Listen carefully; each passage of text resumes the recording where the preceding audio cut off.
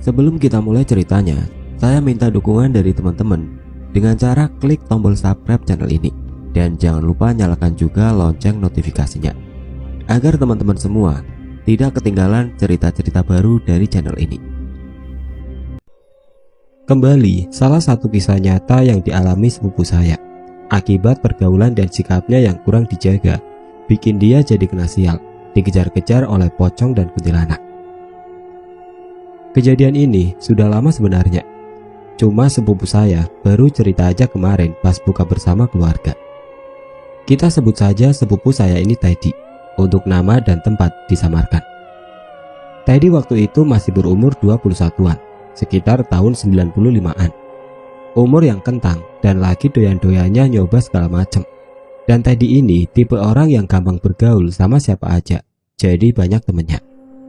Berawal dari ajakan teman mainnya buat ngumpul di salah satu taman komplek perumahannya. Teddy kira cuma sekedar nongkrong biasa, tapi ternyata salah satu temannya ngajak buat minum minuman keras. Kepalang tanggung, akhirnya Teddy ikut-ikutan aja. Oh ya, gambaran tamannya itu ada di pinggir komplek perumahannya. Aneh kan, karena biasanya taman itu ada di tengah-tengah komplek, tapi ini malah di pinggir. Kayaknya yang desain perumahan itu lagi mabuk juga. Di pinggirnya juga ada pohon-pohon yang banyak, tapi enggak terlalu tinggi. Lampu taman pun cuma ada beberapa yang masih menyala, karena enggak ada yang mengurus. Kata Teddy, cuma satu orang doang yang urus, dan itu pun cuma sekedar nyapu-nyapu, bersihin daun-daun yang jatuh di jalanan. Ada hal aneh lainnya juga, yaitu di samping kanan kiri taman, ada rumah yang enggak laku-laku sampai sekarang. Entah karena apa, tapi dari awal komplek itu ada, enggak laku-laku. Yang punya komplek udah nawarin ke pembeli baru, tapi selalu nolak. Padahal tempatnya pun belum ditunjukin. Ada desas-desus di komplek, kalau taman itu katanya angker. Suka ada suara nangis dan ketawa setiap malam Jumat. Feeling saya mungkin pocong sama Kunti lagi pacaran kayaknya. Nggak mau kalah mereka sama kaum manusia. Balik ke cerita. Sembari minum-minum, Teddy dan kawan-kawannya ngobrol-ngobrol segala macam hal, dari cewek sampai akhirnya menjurus ke cerita serem. Di tempat serem dan cerita begitu, malah nambah suasana makin gak enakan. Sampai akhirnya Teddy melakukan satu kesalahan bicara. Ah, sama setan aja takut, mana sini nongol, gak ada ngerinya gua.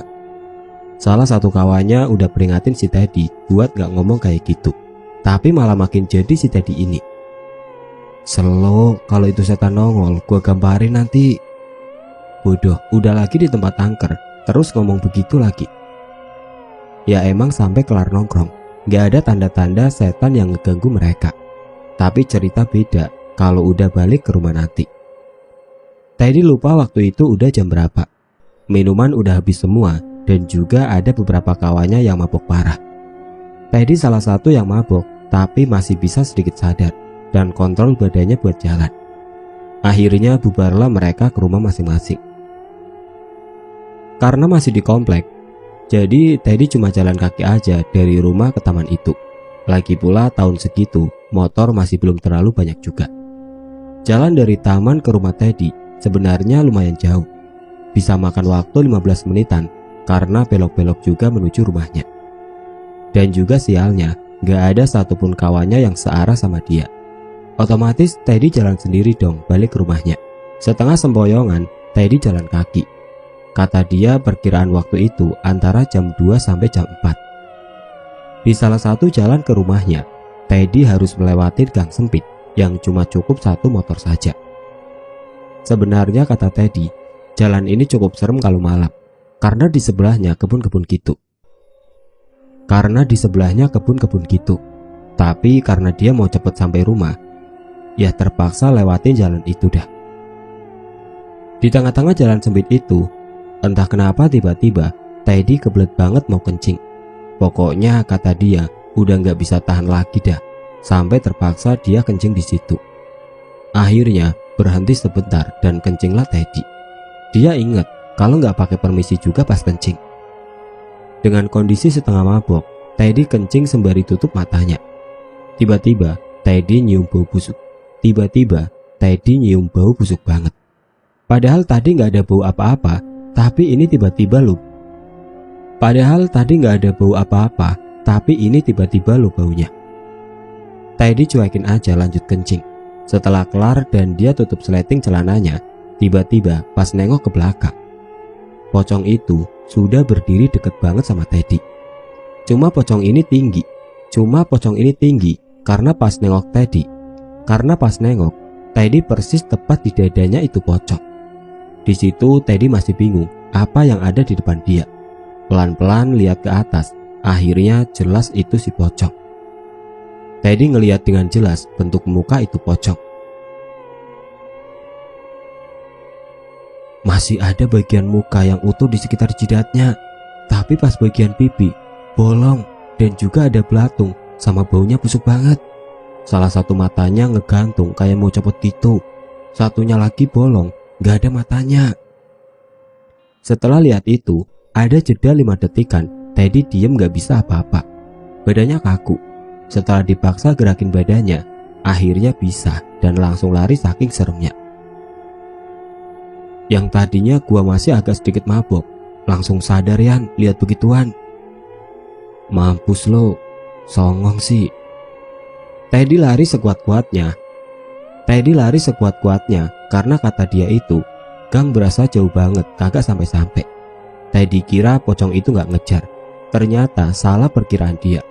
Keluar dari gang, Teddy belok kanan dan dalam keadaan masih lari juga. Nah, di jalan itu pun ada pohon gede kata Teddy.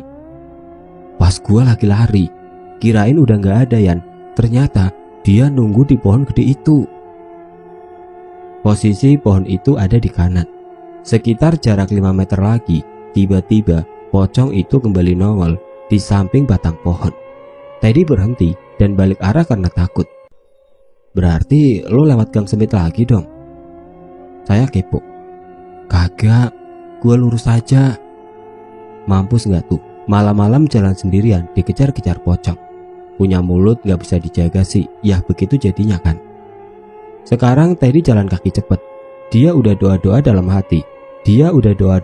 hati aja, ngarep itu pocong gak nongol lagi.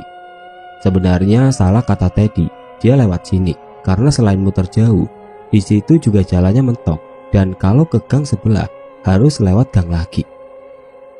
Gang ini agak mending karena ada lampu dan kanan kirinya itu tembok-tembok rumah. Cuma masalahnya setan kan gak ngaruh, mau ada tembok juga bisa tembus mereka. Teddy jalan lewat gang itu, badannya udah merinding banget. Untung aja di gang itu aman. Lanjut jalan lewatin gang yang dia kencing tadi. Beraniin diri nengok ke kiri, dan ternyata ada pocongnya lagi berdiri pas di tempat si Teddy kencing tadi. Mungkin itu tempat dia kayaknya sih.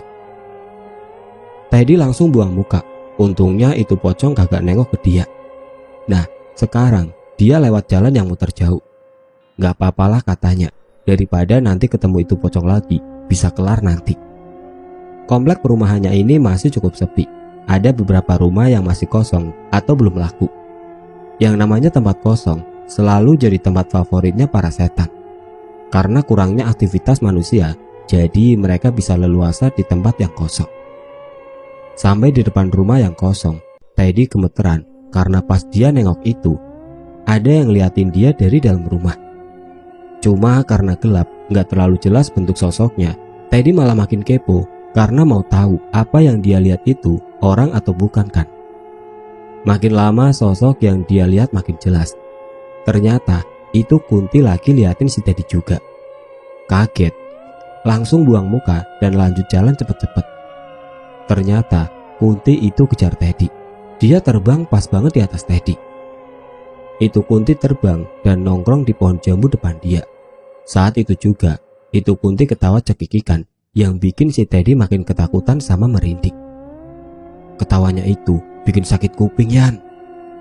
Ya emang, padahal pelan ketawanya, tapi bikin kuping sakit kayak nusuk gitu. Teddy cuekin itu Kunti di atasnya. Dia langsung lari lagi, biarpun lagi capek karena dikejar pocong tadi. Teddy kira itu Kunti bakal diem di pohon itu. Ternyata enggak dong. Itu Kunti terbang lagi di atas si Teddy yang lagi lari. Di atas si Teddy yang lagi lari. Kebalap dia sama si Kunti. Teddy sempat ingat sama kelakuannya tadi pas di taman yang sok-sokan nantang. Akhirnya dia sendiri yang kena. Nyesel, tapi mau gimana lagi kalau udah terlanjur diganggu sama mereka sekarang kan.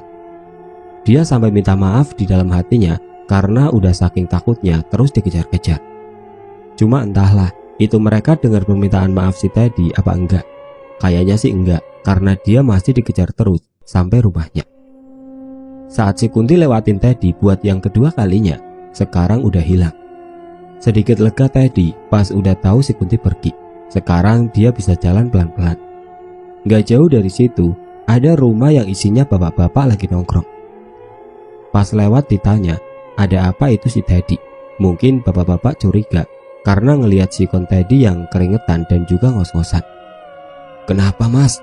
Kok kayak habis dikejar-kejar gitu? Iya pak, saya dikejar pocong sama kuntilanak. Wah, serius mas? Iya pak, sumpah.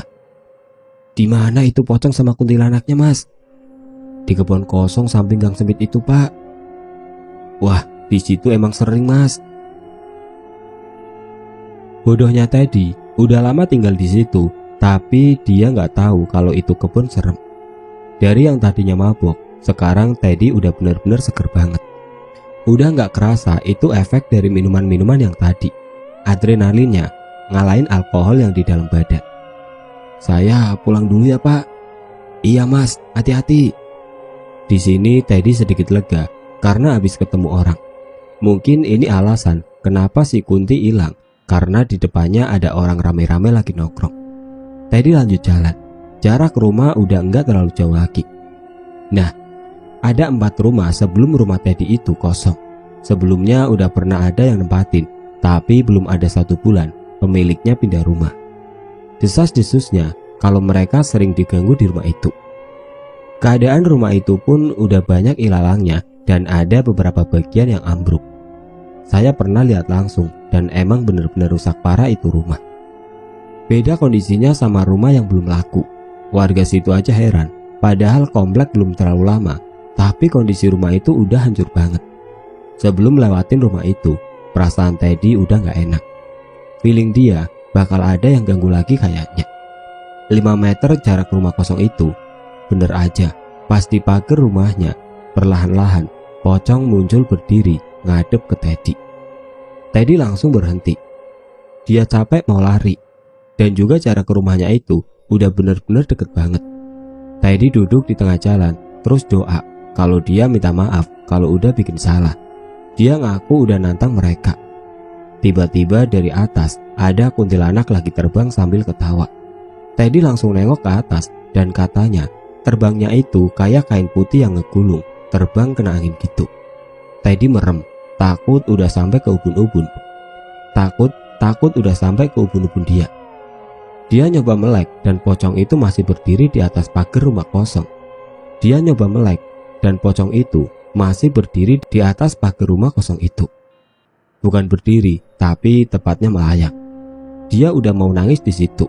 Udah takut dan capek juga. Karena kondisi badan yang makin lama makin lemes kan. Di tengah jalan malam-malam kayak orang gila. Dan untung banget dia ketolong ada mobil yang mau lewat. Bener-bener untung ini anak curut. Saya berharap dia dikejar-kejar terus. Teddy langsung bangun dan ikutin mobil itu lewat. Alhamdulillah katanya. Pocong itu hilang dan Teddy sampai rumah dengan selamat. Masuk rumah dan langsung cuci muka. Tadinya mau lanjut sholat, tapi lupa kalau habis minum, jadi percuma sholatnya. Kelar cuci muka, langsung masuk ke kamarnya. Badan udah capek banget mau tidur. Teddy kalau tidur gak pernah matiin lampunya. Dia udah siap-siap di kasur dan udah rebahin badannya mau tidur. Baru 2 menitan merem, dia nyium lagi bau-bau busuk, sama kayak pas dia kencing di gang itu. Teddy masih meremin matanya, dia takut mau buka mata. Tapi bau itu makin lama bikin Teddy gak kuat. Akhirnya dia niatin mau keluar kamar. Pas melek, ini hal yang bikin Teddy gak bisa lupa sampai sekarang. Ternyata Teddy di kasurnya meluk pocong itu dan posisi mukanya persis banget di depan muka si Teddy. Hampir 5 detikan, Teddy lihat bentuk mukanya yang busuk dan matanya yang menggantung keluar menyentuh bantal si Teddy. Setelah itu, dia langsung blank. Ternyata pingsan sampai sore. Orang tuanya udah panik karena Teddy gak bangun-bangun. Dia tipe orang yang mau tidur jam berapapun, pasti udah bangun sebelum jam 10-an. Sampai nelpon ke saudara-saudara lain dong, saking paniknya. Emak saya aja ditelepon. Dalam keadaan panik, akhirnya jam 4 kurang si Teddy bangun dan ceritain kejadian semalam sama nyokap bokapnya. Awalnya mereka gak percaya, tapi pas si Teddy sampai sumpah-sumpah, ya akhirnya percaya deh. Setelah kejadian ini, Teddy jadi gak pernah keluar malam lagi dan juga jadi orang yang selalu jaga tingkah dimanapun.